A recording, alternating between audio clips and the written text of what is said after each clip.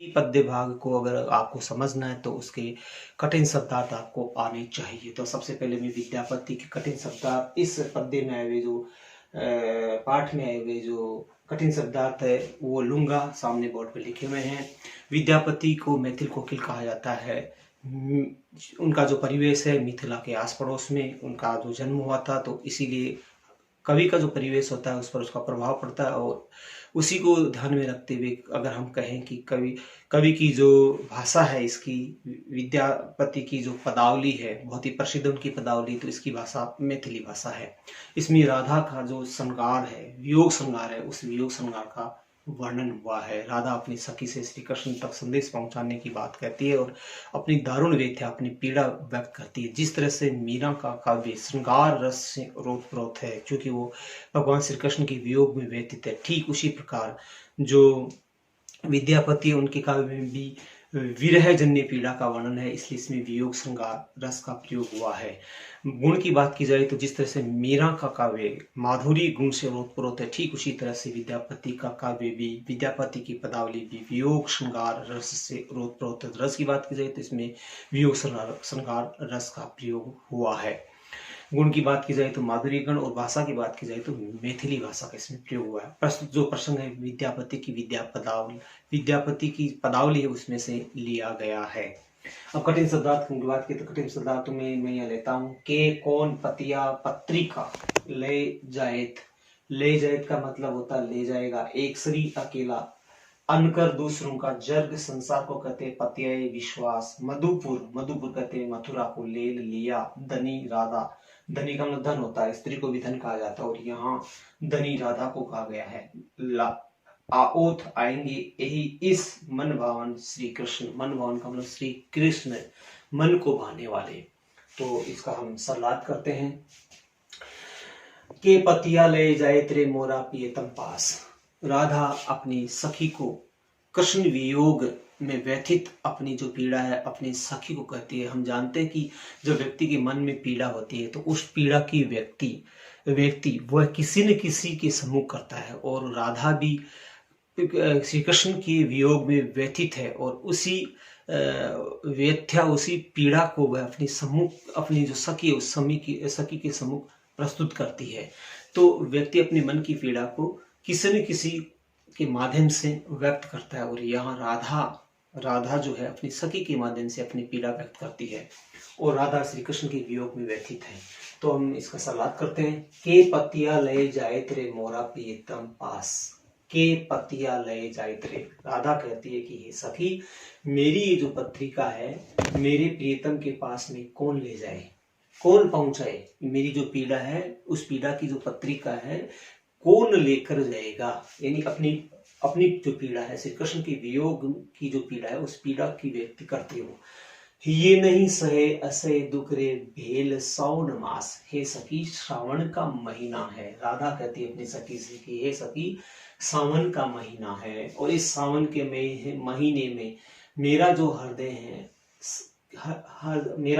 है दुख को ऐसे है नहीं, दुख को कैसे सहन करे।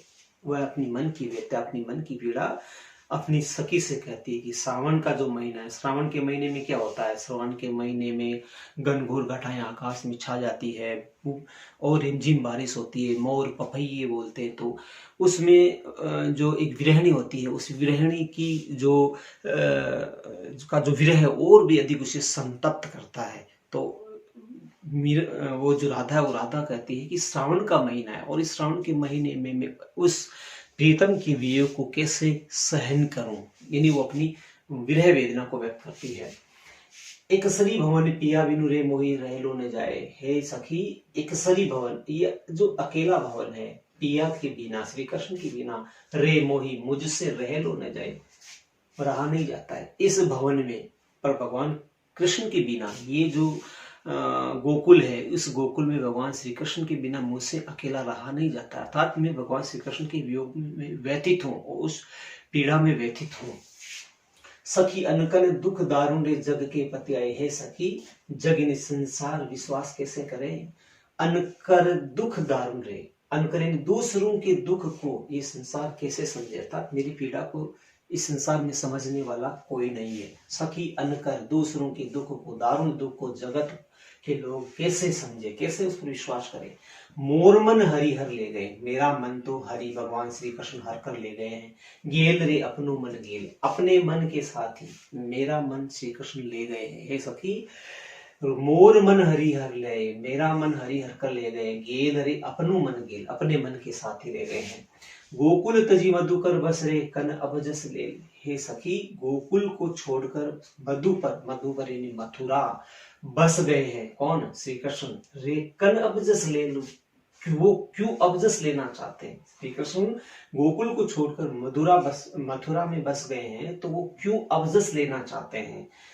विद्यापति कवि गाओल रे, धनी धरु मन आस। तो राधा को उसकी सखी समझाती है, उसको विश्वास दिलाती है। क्या विश्वास दिलाती है? कि हे राधा, विद्यापति कवि गाओल रे, विद्यापति कवि वर्णन करते हैं। रे धनी धरु मन आस, धनी, धनी कहते हैं धन को, स्त्री को, और यहाँ कहा गया राधा को। हे राधा, मन में आस धरो, विश्वास रखो। यानी उसकी सखी उसे विश्वास दिलाती है कि जरूर वो लौट कर आएंगे, श्री कृष्ण तुम तक जरूर वो लौट कर आएंगे, यह उसे समझा।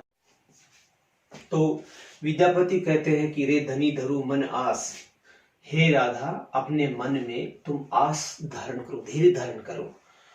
आओत तोर मन भावन रे, यही कार्तिक मास। तुम विश्वास करो, जो कार्तिक का महीना है, उस कार्तिक के महीने में तुम्हारे मन भावन, तुम्हारे पति, तुम्हारे श्री कृष्ण, तुम्हारे प्रियतम कार्तिक मास में लौट कर आ जाएंगे। तो उसकी जो सखी है राधा की, वो उसी दिलासा देती, सांत्वना देती है कि हे सखी, हे राधा, वो श्री कृष्ण अगर तुम्हें कहकर गए हैं तो जरूर लौट कर आएंगे। तो यहाँ पर जो राधा है, वो राधा को दिलासा देती है उसकी सखी। अब इसमें विशेष की बात की जाए तो भाषा का भी गुण और उसका जो कला पक्ष और भाव पक्ष, उसकी बात की जाए तो सबसे पहले भाव पक्ष लेते हैं। तो इसमें राधा की जो विरह वेदना है, उसकी जो विरह पीड़ा है, उस पीड़ा का इसमें वर्णन हुआ है, राधा की विरह वेदना का। तो ये तो गया उसका भाव पक्ष। उसके बाद में उसके कला पक्ष को ले हम, तो इसमें रस की बात करें तो मैं पहले बता चुका हूँ, इसमें वियोग श्रृंगार रस का प्रयोग हुआ है। गुण की बात करें तो माधुरी गुण इसमें।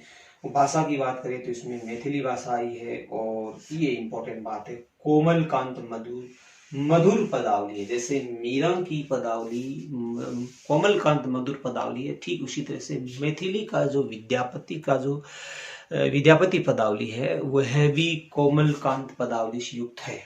और शायद ये वीडियो अच्छा लगा होगा आपको, और अगर अच्छा लगा है तो आप मेरे वीडियो को लाइक और सब्सक्राइब